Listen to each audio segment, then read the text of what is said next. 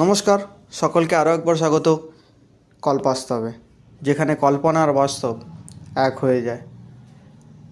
আজকের উপস্থাপনা কোনো কল্পনা আর বাস্তবের মিশ্রণ না।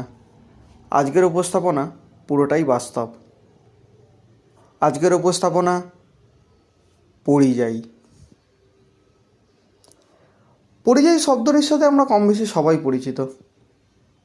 আচ্ছা, এই পরিযায়ী শব্দটি শুনলেই আমাদের মাথায় প্রথম কী আসে? পাখি, তাই না?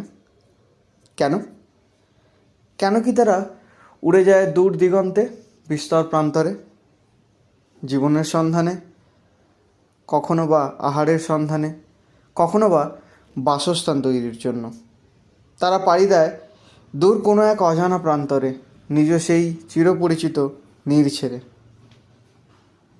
প্রাকৃতিক দুর্যোগ লীলাও তাদের দমিয়ে রাখতে পারে না। তারা উড়ে যায় ফিরে আসার আশা নিয়ে। আশা কোনো এক ক্ষীণ গোধূলির, যখন প্রকৃতিও তাদের রাস্তা দেখাবে তাদের নিজ নীড়ের। আচ্ছা, আমরা আমাদের আশেপাশে এরকম কত ভিন্ন পরিযায়ী দেখি, তাই না? না, আমি পাখির কথা বলছি না। বলছি দায়িত্ব আর স্বপ্ন পূরণের জন্য পরিযায়ী হওয়া কিছু জীবনের কথা।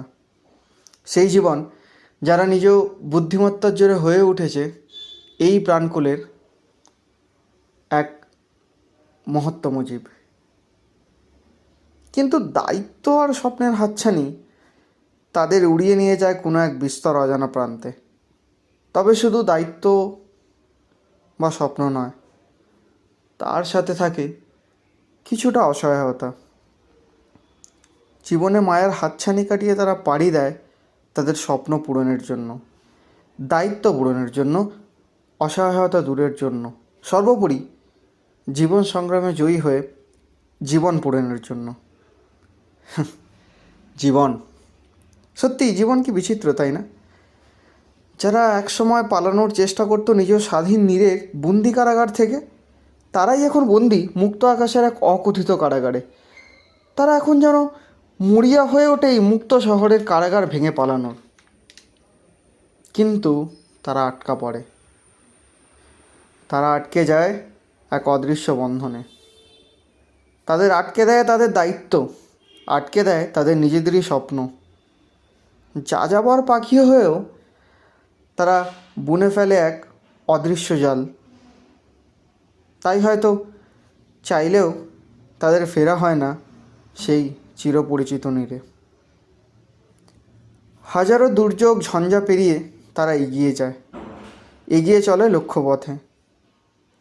এই চলার পথ মোটেও সহজ হয় না। আসে দুর্গম চড়াই রাস্তা, দম বন্ধ হয়ে যায় কখনো কখনো এই মুক্ত আকাশের নিচে। গ্রাস করে কোনো এক অদৃশ্য অজানা যন্ত্রণার কষ্ট, অসহনীয় হয়ে যায় সব কিছু। কিন্তু এই দুর্গম চলার পথে কোথাও একটু বিশ্রাম পেলে তারা ভাবে, হতাম যদি কোকিল, তবে বেশ উড়ে যেতাম। থাকতো না কোনো পিছুটান, থাকতো না কোনো জীবনের হাতছানি। ক্লান্ত যদি হতাম তবে নিতাম বিশ্রাম কোনো এক অজানা অচেনা নীড়ে, বা হতাম যদি বেদুইন, উড়তাম তবে ডানা মেলে মুক্তভাবে, অক্লেশ অক্লান্ত, ভাঙতাম সব মায়াজাল। কিন্তু চেতনা যখনই বাস্তবে ফিরে আসে সেই অভাব কাটিয়ে, তখন তারা আবার এগিয়ে চলে সেই রাস্তা ধরে, মেনে নেয় জীবনের সব পরিহাস। আসলে এই অদৃশ্য কারাগার ভেঙে পালানোর কোনো রাস্তা নেই, তাই তারা এগিয়ে চলে। এগিয়ে যেতে হয় কারণ তারা পরিযায়ী। এই সংগ্রাম তাদের বুঝিয়ে দেয় ঘর বানানোর জন্য ঘর ছাড়তে হয়। তারা এও বোঝে এখানে দিনের পর রাত হয়, আর তারপর হয় আরও গভীর রাত। যা হয় না তা কেবল গোধূলি।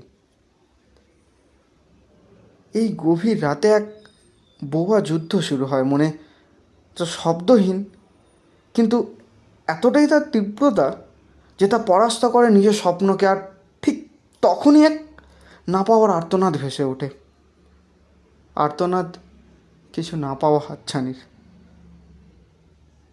কিন্তু যখনই প্রকৃতির চিরাচরিত নিয়ম মেনে দিনের ক্ষীণ ঝলমলে আলোর ছটা উঁকি দেয়, যখনই তা পড়ে ক্লান্ত কালিমালিপ্ত শ্রান্ত চোখে, ঠিক তখনই ভোরের আলোর মতো উদয় হয় এক ক্ষীণ আশার।